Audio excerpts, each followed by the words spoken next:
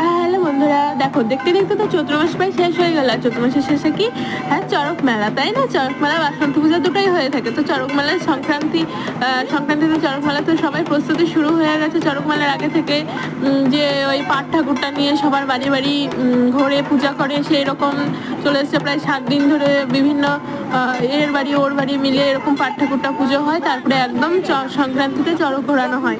আর চড়ক মেলার দিন তখন এই পাট ঠাকুরটা আবার পুজো করা হয়। সবাই আমাদের পাড়া থেকে সবাই পুজো করে, ওটাও তোমাদের সঙ্গে ভিডিওটা শেয়ার করবো। কিন্তু সেটা চৈত্র সংক্রান্তির দিন ভিডিওটা করবো। আর এই দেখো আমাদের বাড়িতে এরা এসেছে, আর আমি ওখানে পুজোর সব সামগ্রী দিয়ে চলে এসেছি। হ্যালো বন্ধুরা, তো দেখতে দেখতে তো চৈত্র মাস চলে এসেছে। আর চৈত্র মাসে